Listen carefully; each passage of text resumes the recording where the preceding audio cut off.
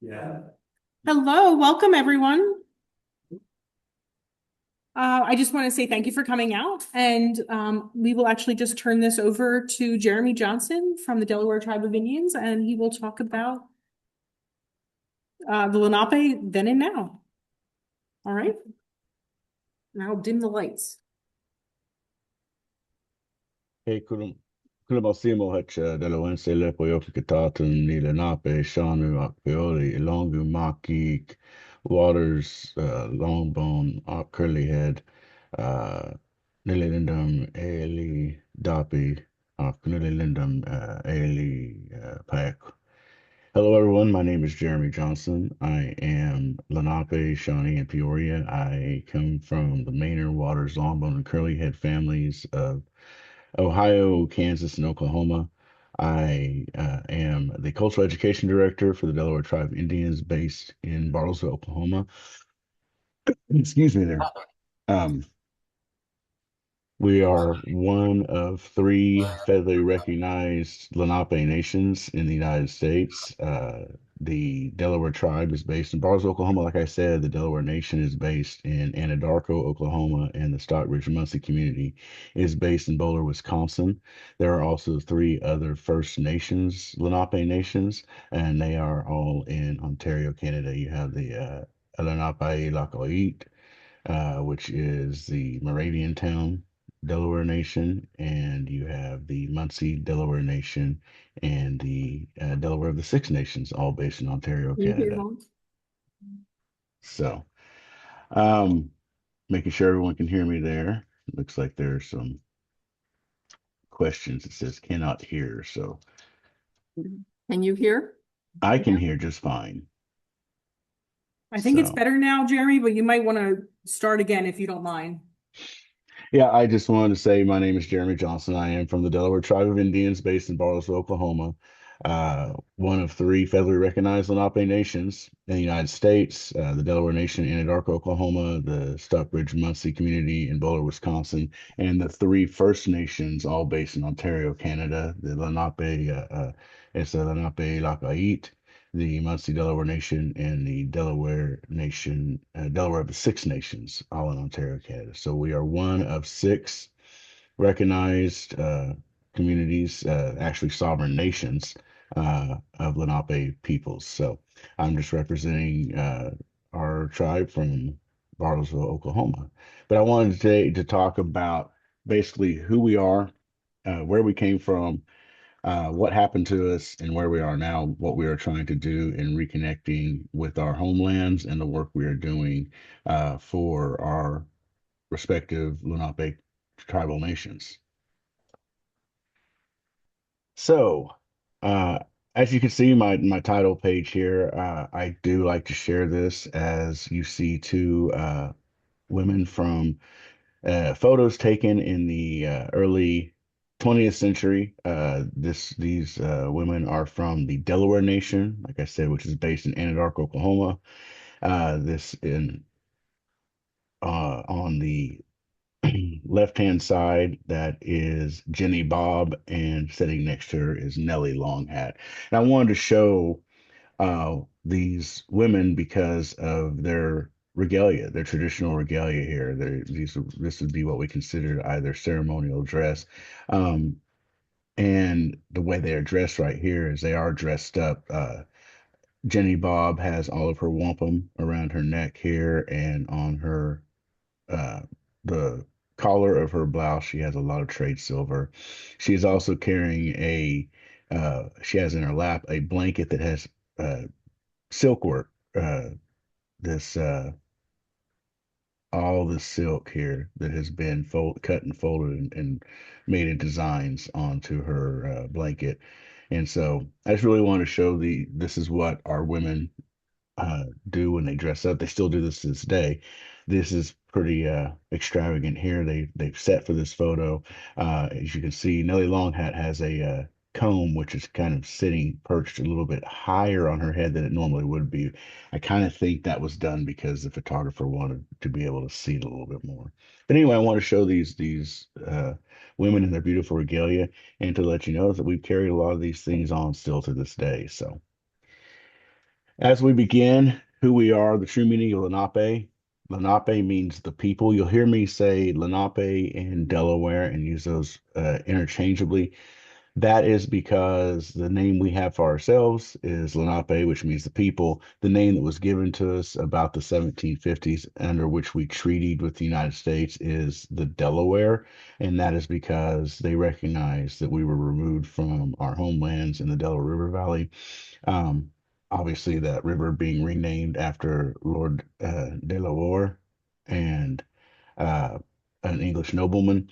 We would have called it the Lenape Sipu or the Lenape Wihituk, which means the tidal river of the Lenape. So, and the other one is just the river of the Lenape.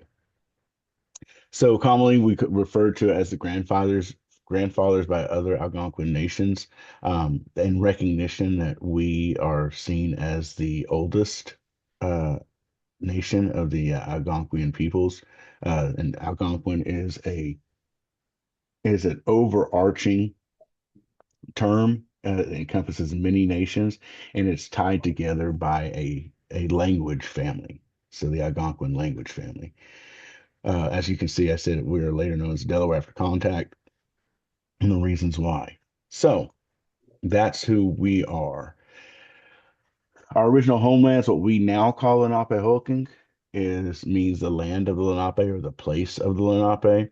It is the eastern seaboard stretching from western Connecticut to Delaware. It encompassed the Delaware and Hudson River valleys, so all of eastern Pennsylvania, pretty much to the Susquehanna River, and all of New Jersey, parts of northern Delaware, western Massachusetts, all of New York City, and Long Island, those areas. Actually, when it comes to Long Island, we inhabited about half of that island, and then you had the uh, Shinnecock, who inhabited the other half.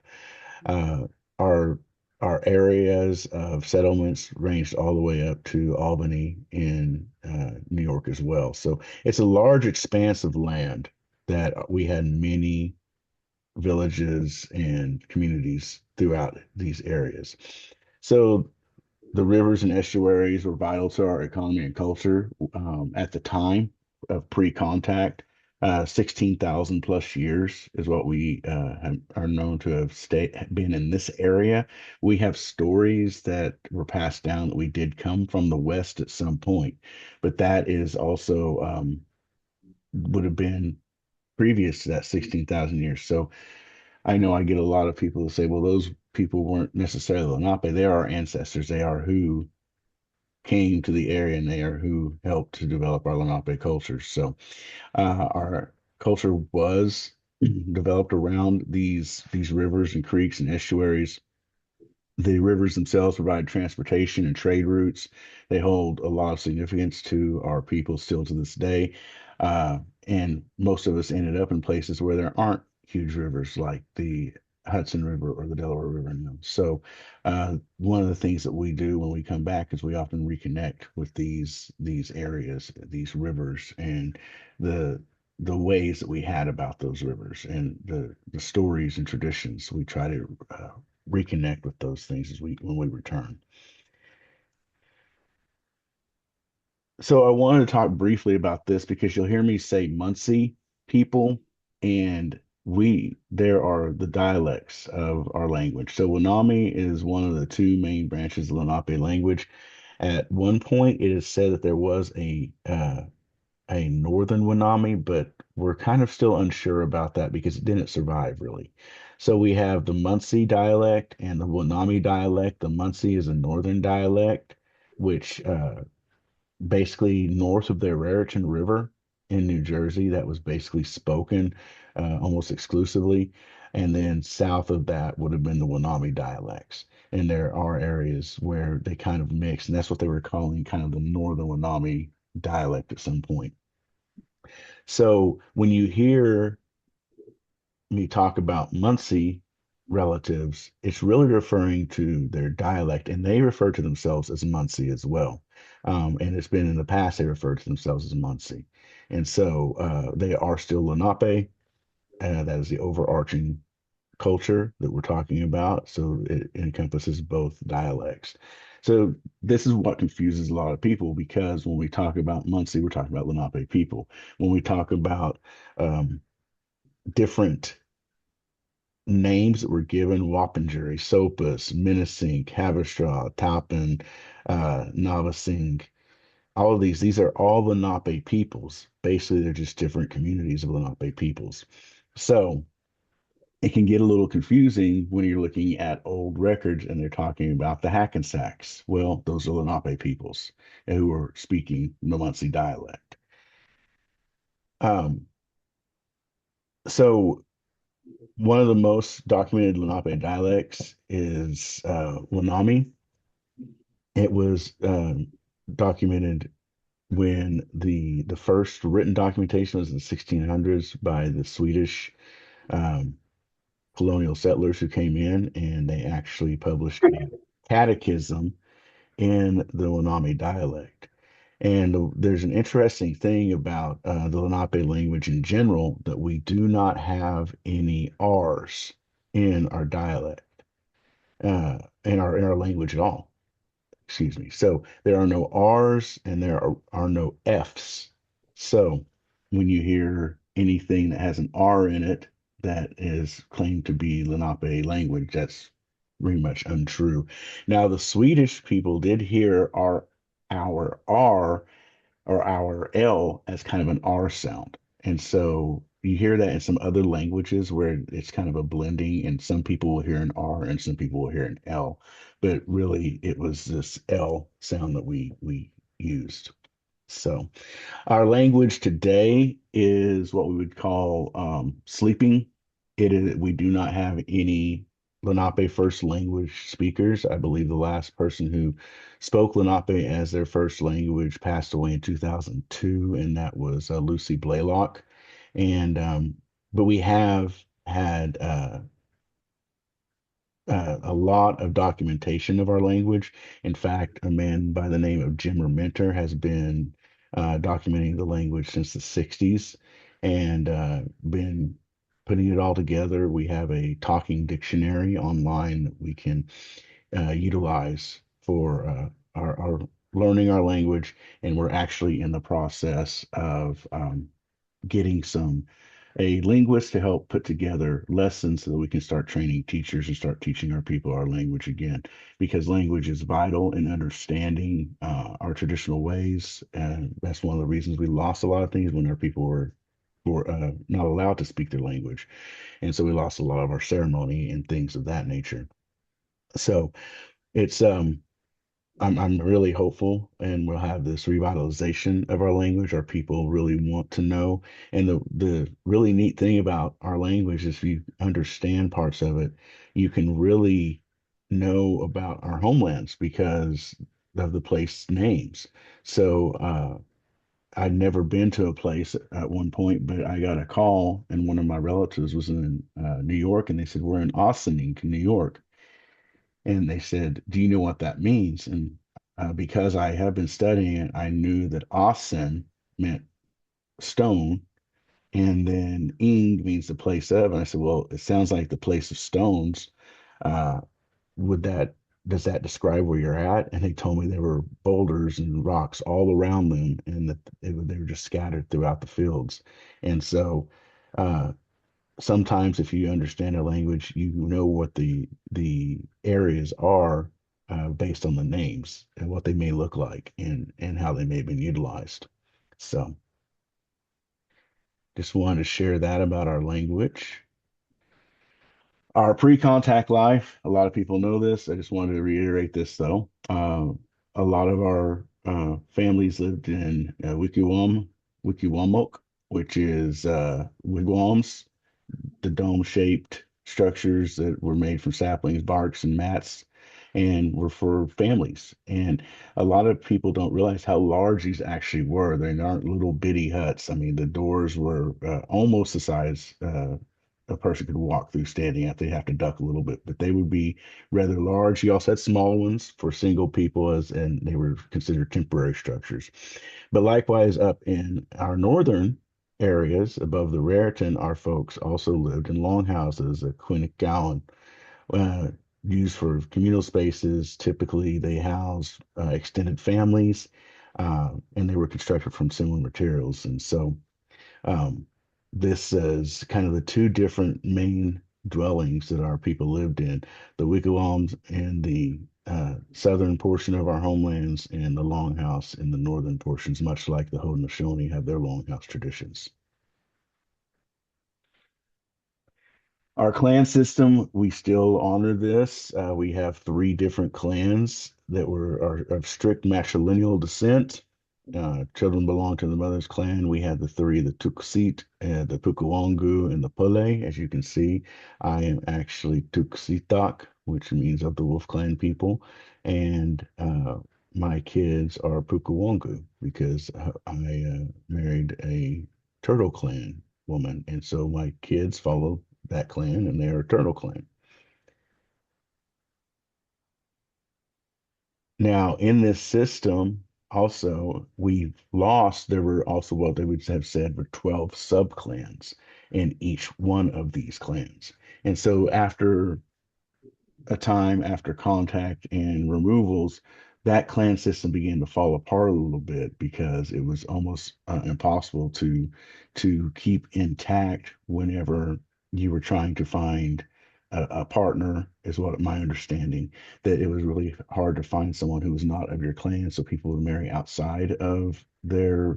um, outside of the community, and those other clans began to fall by the wayside, but we still maintain the three major clans. We are matrilineal.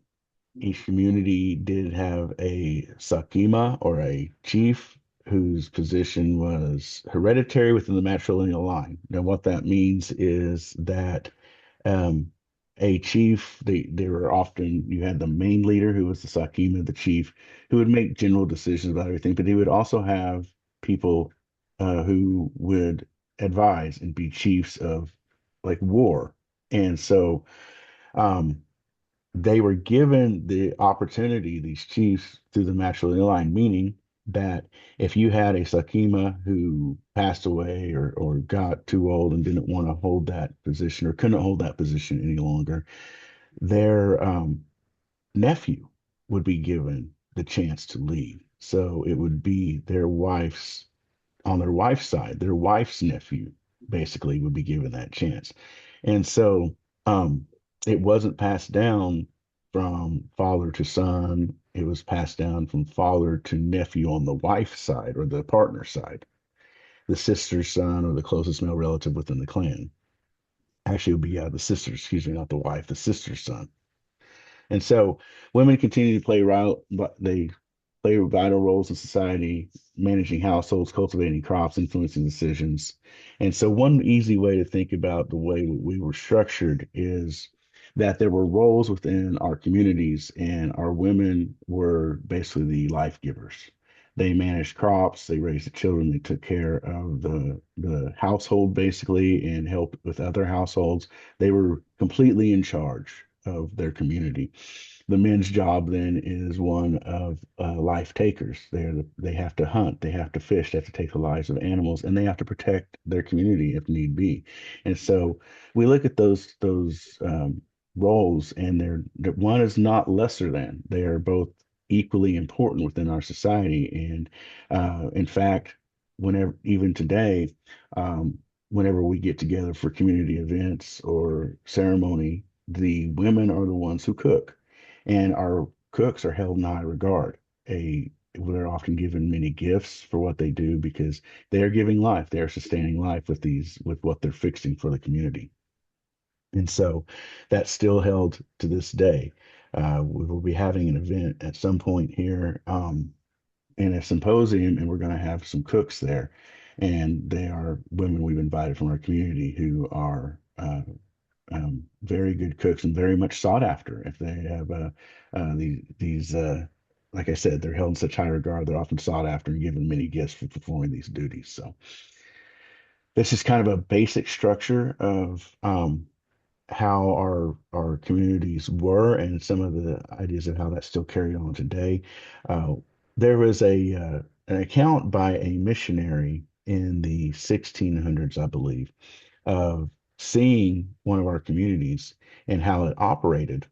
And they said they wrote it was I believe it was a I'm trying to remember where the man came from, but he had written in his notes that the Lenape women were completely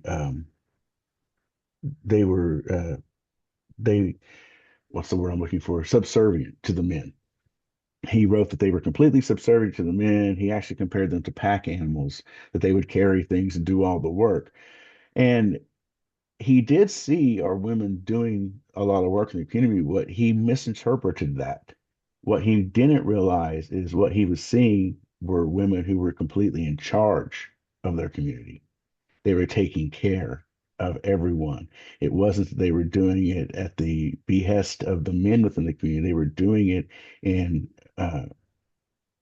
with the other women in the community. They were doing it together. They were completely in control. They were managing that. It was their space to take care of. And we see that today still. If I walk into a kitchen in which the women are preparing a meal for the community, I better be there to help in some way, carry wood, take out trash. If I'm just there to meddle, I'm going to be thrown out by my relatives. They're going to tell me to go on, get out of here. We got this. And so that's really what this man was seeing is how our communities operate.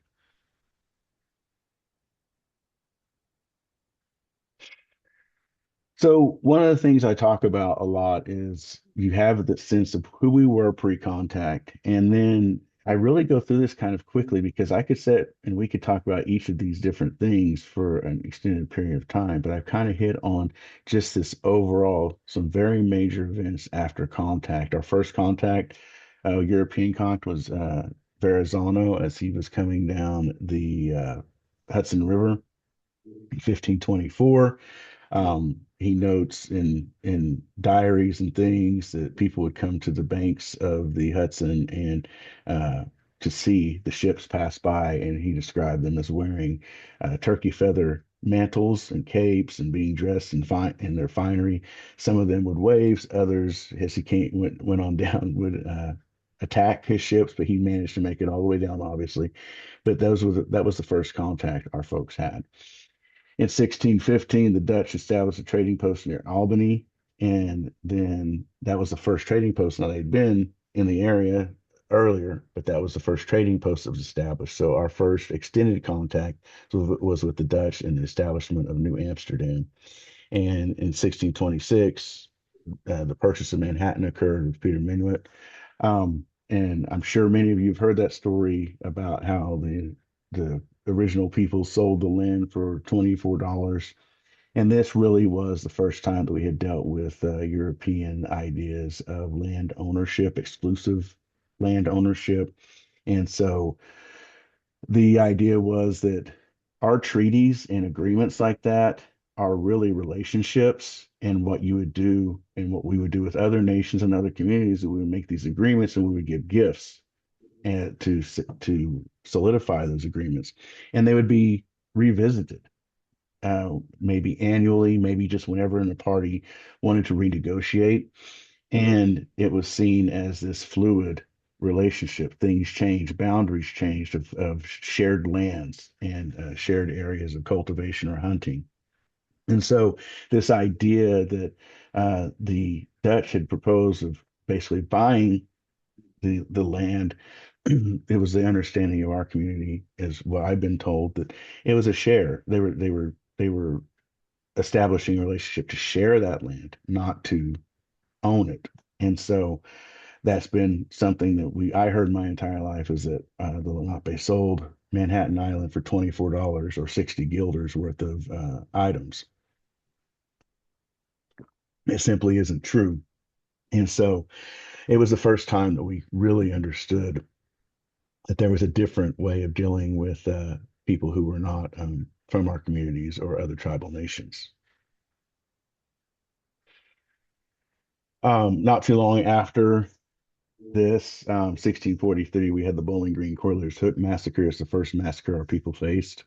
Um, in this time, I don't really like to recount this in too much detail, but there was a group of our Muncie speaking relatives who were fleeing the Mohawks in the north and trying to seek refuge with the Hackensack community. And as they came across New Amsterdam, uh, William Kieft and his forces murdered 200 men, women, and children, often by driving them into the East River. And whenever the children into the East River, and when the parents tried to retrieve them, they forced them back into the river. So many of our people drowned.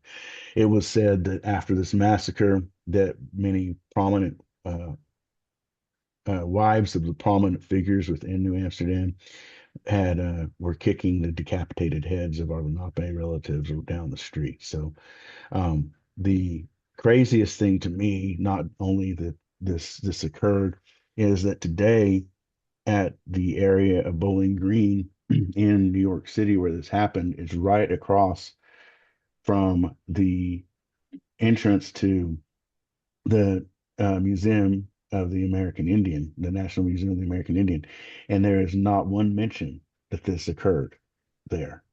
And so I find that rather strange that there's no plaque, there's no sign, anything that says that this happened. And but it is documented. This is our first massacre our people faced. And from this point on, we're in pretty much constant contact with the Dutch, the English, and the Swedish. And so you start to see some major events when the British captured the New Netherlands. And then Wall Street, the building of that, and the Wall Street was put up to keep our people out of the area there. And you can still see the footings of that wall in the actual Wall Street in New York City. And I take folks to visit that all the time. And we stand on that southern side because we wouldn't have been able to stand there in the past. So we do that kind of in defiance of that history. A lot of people know then of 1682, the Treaty of Shackamaxon. That is with William Penn. So this actually um, starts a pretty good relationship in the homelands of Pennsylvania with those communities. And you got to remember, this is just one community. We had communities all throughout Lenapehoking, and each community had its own leaders and did their own things. And so this is just one community who dealt with William Penn. And I think that that's lost a lot of times when we talk about the history of how many different communities were making different arrangements with different people. And so this is one of the more famous ones. And because we weren't this monolithic presence, we didn't just move all together. We didn't all make one decision. The Haudenosaunee have this longhouse uh, culture in which they get together with their different nations, the five different nations at that time, now to six nations, and they make decisions based on the council there of all of those nations. We didn't have that. We had no centralized government. We didn't have this concentrated leadership, and so each community made their own decision what was best for their people. And like I said, we were not a monolithic entity that all moved together at once. And so that's why the Lenape history can get a lot really confusing at times because some communities were moving here, some communities were moving here, some were making different land deals. Oftentimes, I like to talk about how the first land dealings we had and selling of land, we didn't understand the idea of that the exclusive rights to that land, owning that land. It doesn't make sense because who can own the land forever? Things change. But at a certain point, that I'd like to dispel the myth that we just didn't understand it at all because we did. But we also would take advantage of that because we still thought that you can't really truly own the land forever. And so different people might sell land they didn't even have any claim to, any rights, any shared usage of those lands. So they would often say, yeah, you can have that land over there because they don't have any rights to it. So why not? And then they get the trade goods. So they were using this. Some communities use it to their advantage. Others were still cheated out of different things as well. But this Treaty of Shackamaxon really started a good period for our folks of peace with William Penn, and in other communities it wasn't like that, and we saw a lot of removal each time that these land deeds were made, these sales of land. Our people were forced to um, move from those lands. And so you had a lot of our folks having to move out of New Jersey and out of the New York areas, and they began to be concentrated down into these areas, into the Susquehanna and Allegheny valleys in the 1700s. And so it became pretty quick, and the displacement of our folks. And the biggest land swindle we talk about is the walking purchase of 1737, in which William Penn's sons, um, they and with James Logan, they pretty much um, took the most land anyone did in one day. And that walking purchase was, I think that many people kind of know about this, but many people don't. And that's that it was it, it was a deal that was made over the course of 5 years to settle the Penn family's debts. Um, so Richard, John, and Thomas Penn, they got with James Logan, who began speculating and selling land that didn't own already, that hadn't already been given to the Penn family.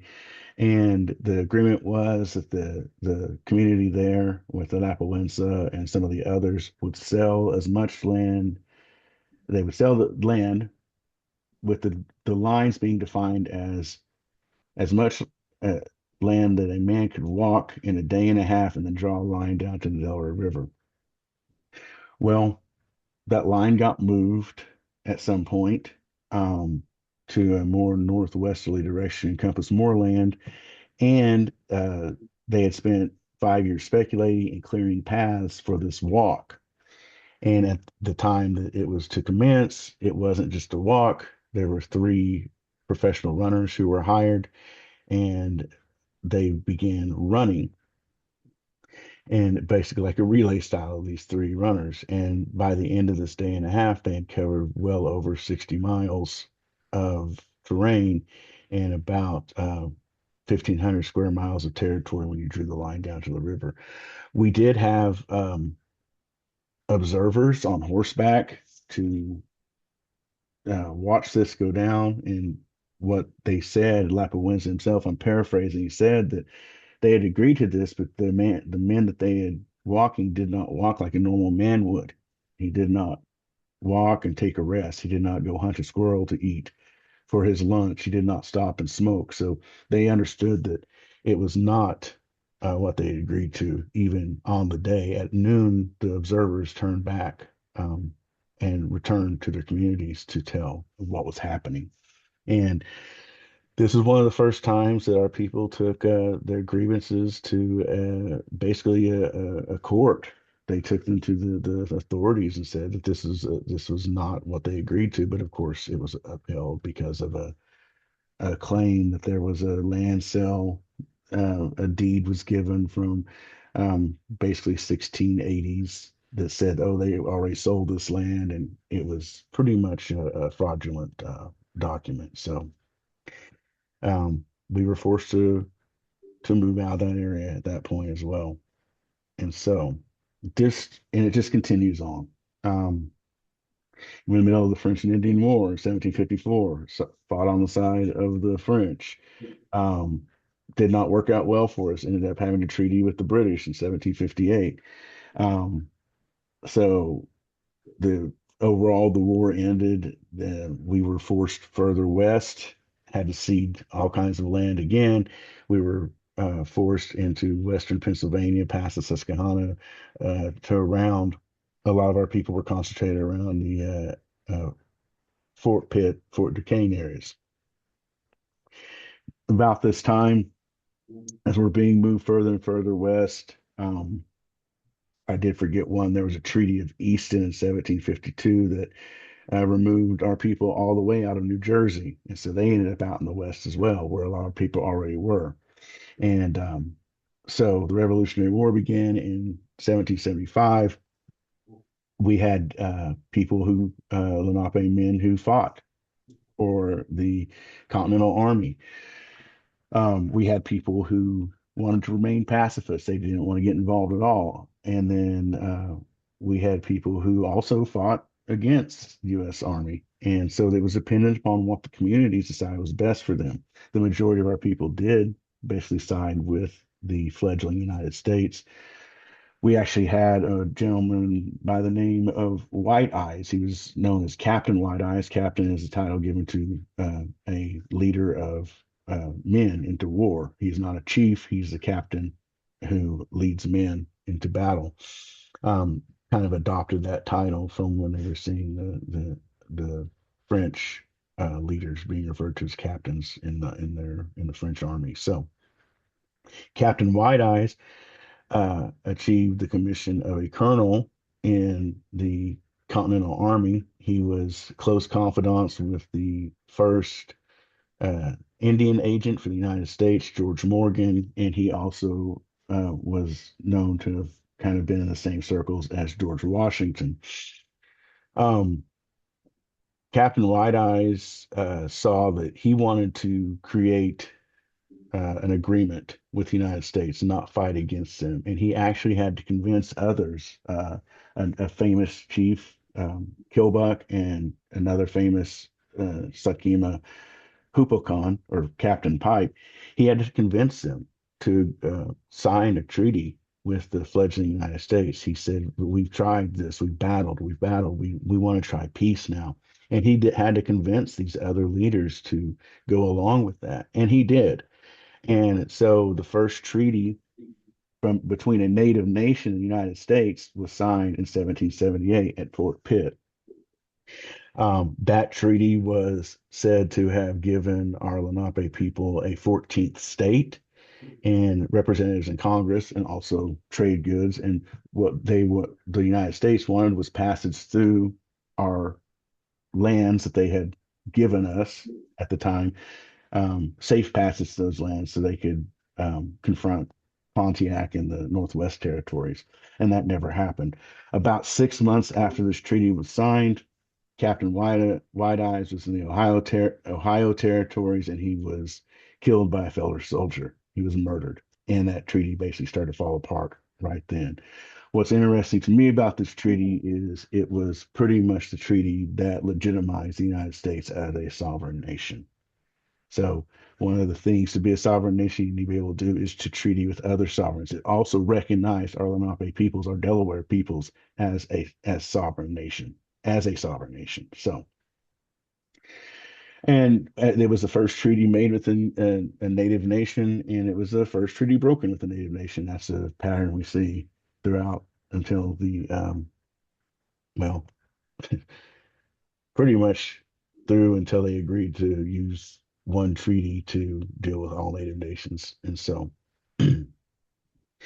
after this treaty fell apart, our people pretty much kind of turned on the United States, opposed encroachments into our lands, would fight against them. Many different factions began to work with other Native nations, our relatives like the Shawnee, and our oldest allies, the Wyandots, and they would fight against the encroachment of the Continental Army and the Continental Forces, the United States forces. What really solidified a lot of this opposition to the United States forces was the Ganonhutton Massacre in 1782 in Ohio. This was a massacre of 96 men, women, and children who had converted to Christianity. It's the Moravian settlement of Ganonhutton. Um, the massacre occurred in retaliation for a raid on a settlement that occurred in Pennsylvania, and it was probably our Shawnee relatives who did it, but a Pennsylvania militia came upon this Moravian village of Ganonhutton that had these our Delaware relatives who had converted to Christianity, and in retaliation for that encroachment on their settlement, they separated the men and the women and children, put them in two different houses, and told them that they would be killed in the morning. And it's a pretty heavy story. This is a story that my I was told when I was growing up. It was passed down. This is what happened to our relatives, and it said that while they had been separated overnight, that they sat and they sang Christian hymns. In the morning, they were pretty much dragged out one by one and beaten to death with Cooper's mallets. And there was at least one survivor I know of. I think there may have been two, but one young boy survived by hiding and the basically amongst the dead bodies and escaped. But it was this Pennsylvania militia that had come and done this to our relatives, and that really solidified our opposition to any type of United States forces, militias, army, whatever. And so, and it's still talked about and passed on to this day. It happened on March 8th. I believe there was a remembrance just about 10 days ago in Gannahutton. I've been to about three or four of those, and we still remember those relatives who were killed. And it's just overall a terrible story because they converted to Christianity. They had been given up a lot of their traditional ways. They weren't really allowed to speak their language, the Lenape language. They'd done everything that was asked of them, and yet they were still killed. So we have a lot of things. So we were kind of involved in all of this. When the Revolutionary War ends, we're pushed further west again. Warfare breaks out between Delawares and European settlers who keep encroaching our lands in the 1790s. There's a Battle of Fallen Timbers in 1794, in which we were in. There's the Treaty of Greenville in 1795, and that really pushed us into the Ohio territories.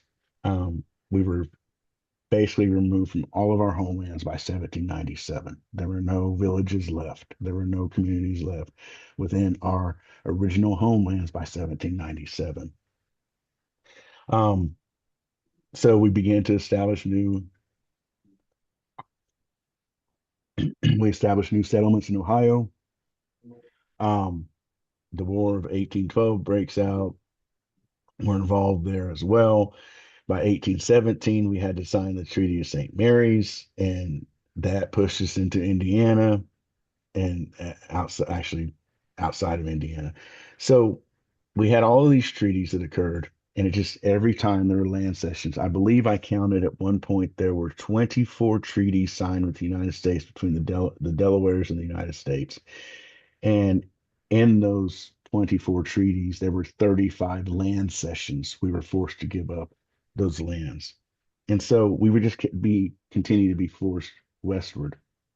I believe it was the Treaty of, it may have been Greenville that we were, in that treaty, it was stipulated that we can no longer take up arms against the United States. So overall, displacement has been pretty profound. And this map kind of gives you an idea that we weren't all moving together. If you look at the top, you have these are Muncie relatives who were in Western Massachusetts who ended up moving to Wisconsin in 1803. And so then you had this Brotherton community in New Jersey that was removed and ended up also here in Wisconsin. And so it's just these overall force removals. In Ohio, that's when the split began. Um, a lot of our Muncie speaking relatives were moving with the Moravian missionaries, and they ended up going north. Um, and they ended up in Ontario, Canada, while we continued westward into all through Ohio into Indiana, where we settled along the White River in 1796 to 1821. Then we had another treaty that pushed us out of Indiana and pushed us past the Mississippi River. We ended up in Missouri at a certain point at St. Gerardo, Missouri, or Cape Girardeau, Missouri. And at that point, 90 of our relatives decided they did not want to go west anymore, and they bought land in Spanish Mexico, and they settled in what is now Eastern Texas amongst the Caddo. And I don't tell their story much because that's their story to tell. I don't have that experience of those removals, but I can tell you that while they were there, they one of their leaders helped Sam Houston negotiate a treaty with the Comanche. Were raiding Sam Houston settlements. So they negotiated a treaty of peace between Sam Houston and the Comanche, and they were given land in the Brazos River Valley around what is present day Waco to live forever, is what was said. And then that forever basically lasted till 1859, and they were forced into what is now Anadarko, Oklahoma, or Indian Territory around Fort Sill in 1860. We, on the other hand, continued westward and actually kind of northwest, went into Kansas and had a reservation there from 1829 to 1866.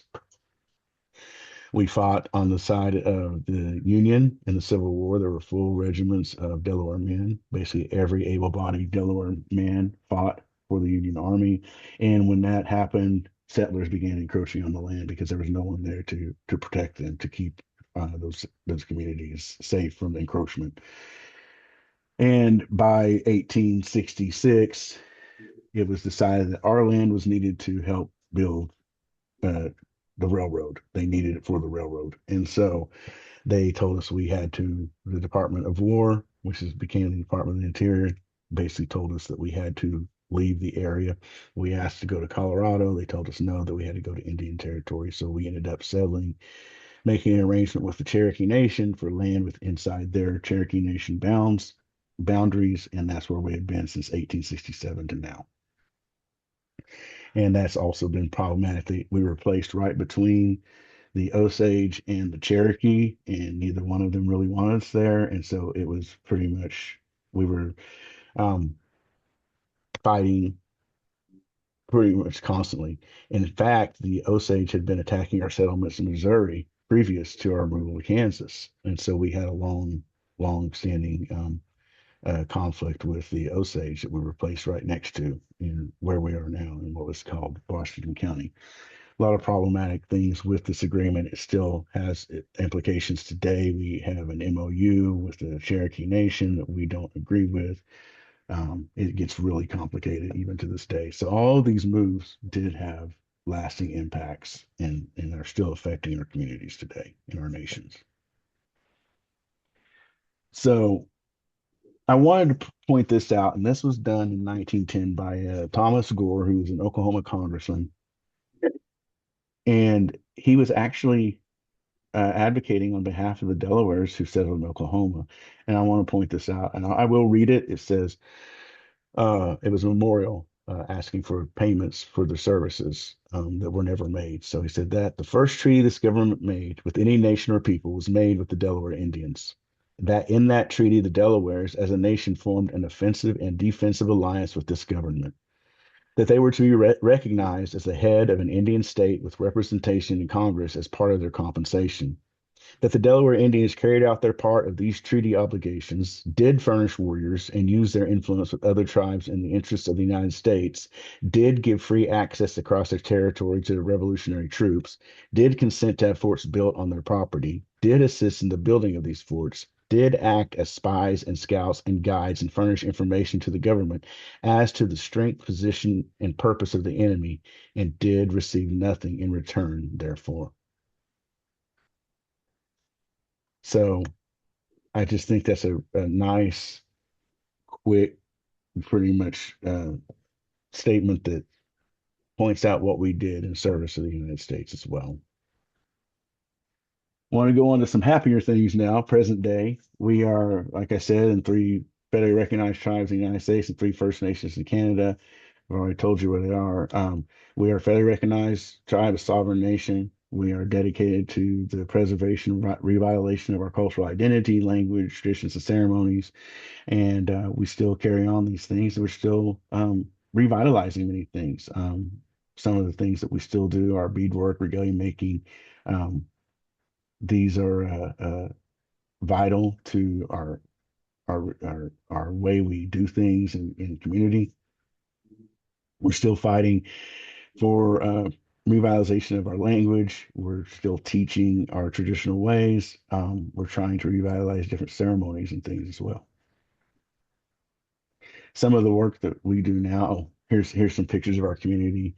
On the left, you see our folks together in a this was a community event where we do a bean dance and then lead dances, what we call uh, Con, which are stomp dances, which we traditionally do. Um, and it was given to us basically by the Shawnee and others to do these things. On the right hand side, I'm pretty proud of this picture. This is my son and my daughter here. They were dressed for a photo shoot because we had bought a company called Teton Trade Cloth, and they were representing this company for their advertisement in wearing Teton Trade Cloth items like this blanket and the scarf and things. So these are my children, Jennings and Marion. I just want to show our community today. Um, we have different families represented here. I can name them. This is Sarah and Benita, and Sarah's sister Crystal, and some folks back here I can name as well. But on the right here, this is one of my favorite people. This is Kenny Brown. I believe he's an Air Force veteran, and this is when he was head man at our powwow. So, um, here's another photo. I want to show this kind of continuity. This is my three times great grandmother, Susan Elcare. She is wearing or she has over her shoulders an honor blanket that has had this silk work on it here, handcrafted. And next to her is my daughter. So this is her four times great grandmother in a blanket that was inspired by this one that my mother made to give to my daughter for her high school graduation. We wanted to show you this kind of cultural continuity, this material culture that is passed down. We still honor those things. And so uh, that blanket now that my daughter has on is on display. It will be on display at the um, Philadelphia Museum of Art in a new exhibit. So here we have more of our community together. These are, I believe, there are at least four or five of the Lenape communities represented here.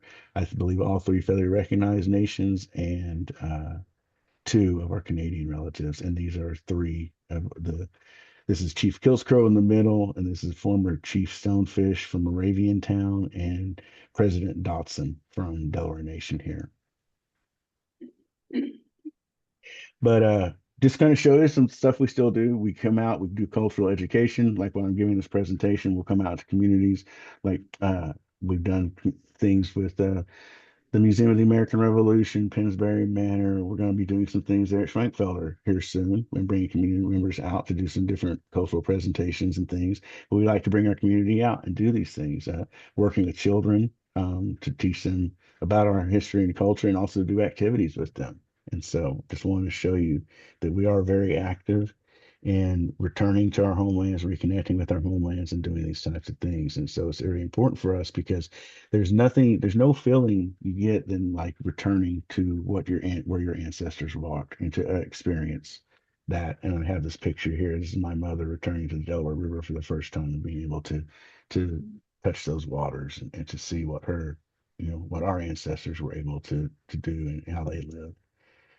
But work with museums, have relatives here working in putting, looking at these items that were taken from us. Hopefully, we get them returned, but working to preserve them in this conservation efforts of museums and learning that.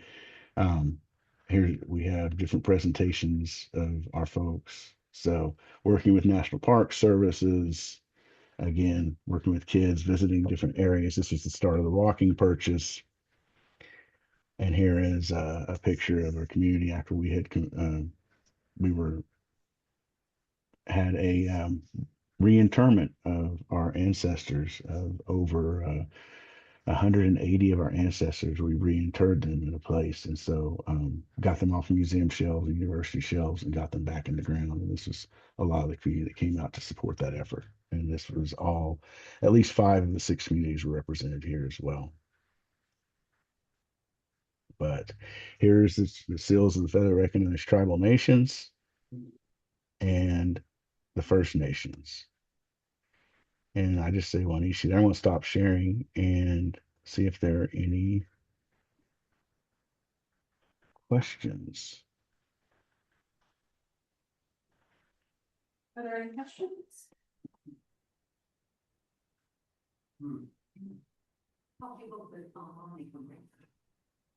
If you're listening online, you can put your questions in the Q&A.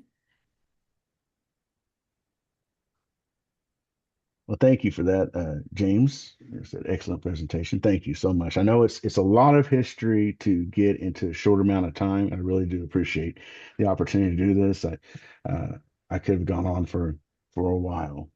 I do have an email address. It is let's see if I were able to do this again. It's at the end of this. Go all the way quickly through this.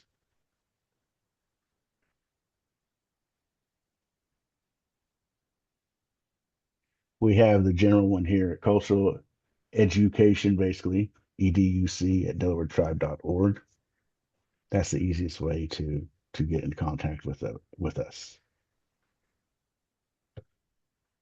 Yes. Can I ask a personal question from having my wife and I received such good hospitality when we visited Hartsville years ago, and you were unfolding your efforts to do the ranch. Just curious how that's been going. Yeah, we do have a ranch now. I forgot to mention that. Yes, in Kansas, and it's going well now. We're actually managing to maintain that. You know how it goes when you're first starting stuff up, a lot of costs, and now we're actually making the money to sustain that ranch. We're still have not gotten that the beef into our community yet, but hopefully within the next season that's going to start happening as well. Great. Yeah, it's pretty exciting.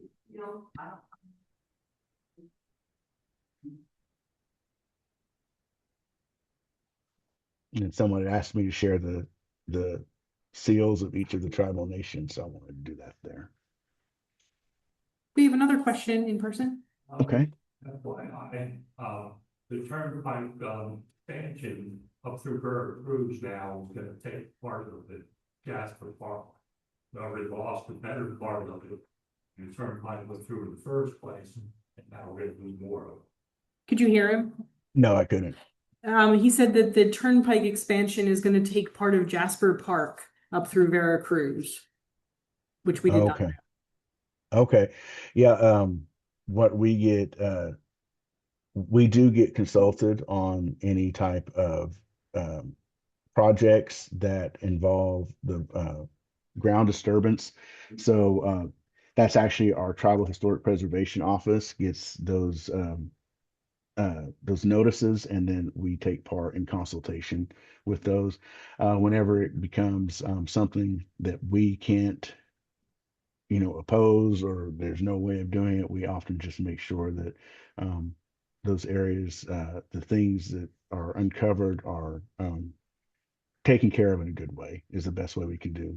We try to make sure that nothing gets removed from the ground, but if it does, then we take care of those and try to get them back into the ground and stuff. But we do consult and give our opinions on different things. We've actually opposed like the I forget what is the highway that runs through the water gap. They were talking about blasting that mountain. We've been in opposition of that for years now, and that expansion there. So we do take some of those stances as well, but I would have to consult with my TIPO officer to see about that turnpike expansion. Any other questions?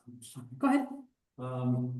I can see from the map, thank you very much for the presentation. It's really educational for a lot of us. The one picture that you put up was the migration from this traditional area here in Eastern VA and New Jersey all the way out west. It's a considerable amount of miles to do that. Would these transitions of the people, would you do like, did that happen over like every season you would move further west, or was it was it like you would establish a new area and then several years later have to pick up again and move again? And because the sources of food and all that are very different, you know. Here in eastern Pennsylvania, you have the Delaware River, and Jersey, you have the Atlantic Ocean, so you have a lot of fish and things like that. You know, but maybe farmland's a little more challenging because there's a lot of woods and all that, but as you get go west, you might have less of a seafood diet, so to speak.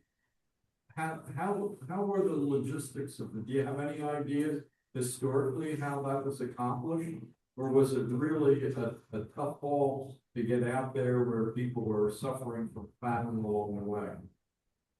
Well, you got to remember that these weren't migrations, really. They're forced removals. Right. We were forcibly removed, and so it wasn't by choice that we ended up doing this. So if we, if we look here, um, sorry, I'm just trying to. Can you see? Is that back up on? Can you see that again?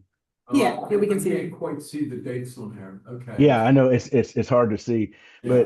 but um, we have 1776 to 1802 with the folks moving over here. We have basically from 1772, the 1700s to 1772 out here. Then it becomes there's 1720 to 1796. This group moves out. We ended up moving from 1796 to 1821 here, from 1760 to 1779. So there's no definitive like, oh, this is when this occurred. And it's by those treaties. It's by those once we were made a treaty, we were designated. You're going to go to this area, and so yes, it was completely it disrupted our ways of life completely. And so, like you said, it was having to reestablish communities, having to understand, to establish knowledge of the areas. Um, I know that when we ended up in Kansas, we weren't plains peoples, obviously, and we actually had to learn and take up the buffalo culture because we had an outlet in Kansas to go hunt buffalo. And so, um, yeah, it was it's really hard to explain. It was really difficult for our folks, and that's what was passed down because they had to relearn. They had to, they could still carry their crops and the knowledge of how to plant, but as far as the natural resources and the game and the lack of, um, the rivers like we were used to, the lack of the coasts of some of our folks were used to, it became a challenge. Oftentimes, within those treaties, we were supposed to get basically rations, food to kind of sustain us. And of course, those were usually the worst portions of the food that was given to us. And so we developed foodways based around what we call survival food. It's based on those rations. That's where fry bread comes from. You know, that's a survival food. And so it was very difficult for our folks to establish these communities and to establish knowledge in the area, and especially whenever you had no choice in the matter, when you're being forced out after 20 years here, 30 years here, sometimes even shorter amounts of time. So does that kind of answer your question? Yeah, yes, it gives me a flavoring for it. Were there troops that would go alongside during these forced migration, forced trips? At different times, yeah. Oftentimes, we were given deadlines, like you have to move out by this time. So whenever we were removed from Kansas, that deal was made in 1867 when we began our first removal from Kansas. I can tell you that one specifically. And by 1872, we were supposed to be out of the area completely, and that's when they would send the troops. Yeah. Okay, thank you very much. Mm-hmm. Any other questions? Question online about why does he think William Penn had a different attitude? Did you hear Beth? No. No. I guess there's a question online whether or not, or why you thought William Penn had a different attitude. It's just my understanding that as a Quaker, that he had a different attitude about the dealing with the indigenous peoples. Um, even in his writings, yeah, he was a man of his time. He still had some definitive attitudes towards our Lenape relatives that were, um, you kind of look down a little bit, but he did. I think he saw, as my understanding, he saw what was happening in with the other colonies and how they were having to battle and fight uh, the surrounding indigenous communities. If you really look at like the other English settlements, they were not good relationships. It was pretty bad, and um, I know that he basically said he wanted to trade with them and establish that and to live in community as opposed to just to boot everybody out basically. And so that's one of the reasons we have such a high hold William Penn in high regards because he treated our relatives well. He always kept trade goods there. And so whenever they wanted something, they could go back and renegotiate things or trade for these items. So um I wish I had a better understanding of why he was so different, but we are glad that he was because then his sons, did not do the same thing as he did. Any other questions? Go ahead. Did the Lenape have any, or what was their concept of crime within their community? Crime. Crime, yeah, Crimes, yeah. yeah, it very rarely happened. We do know that it did in those times, but what would often happen is whoever was aggrieved. So usually there's no need to steal because we were very generous. There's many stories of taking care of all the community members. I had a story passed down to me that a man was hunting in the woods and came across another hunter. The man had just taken down a deer and he was getting ready to dress it and take it back to the community. And he came across another man came across him doing this, and he asked the man, the other hunter, Delaware guy. He said, "Have you got anything?" And the man said, "No." And so he gave him that deer. He said, "I can get another one." He asked him how long he'd been out there, a couple of days. And he said, "Well, here, if you take this one, I'll go get another deer." So there was no need for like stealing those types of things. Um, if there was something like basically a murder, then there were basically two ways to deal with that. And the family of the aggrieved was who would be consulted. And they could either have that person basically pay up as much money as they or whatever in goods they felt was kind of took care of that grievance for the lost one, or they could choose to take the life of that individual. And so those were basically your two punishments. And sometimes if someone is not they now if someone was just kind of didn't pull their own weight, didn't do those things, they would be banished from the community. We've seen that as well. If they were a troublemaker just in general, the community would send them off. And that's how they dealt with those things. Any other questions? I don't know if there's any other online, but I think we're good here. So I see one last question online. It's a great question.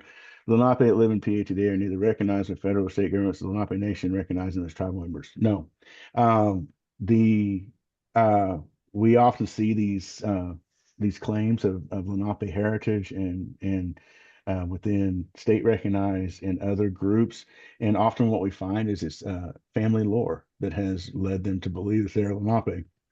And so we do not recognize the non-federally recognized or non-First Nations groups as legitimate. We've tried.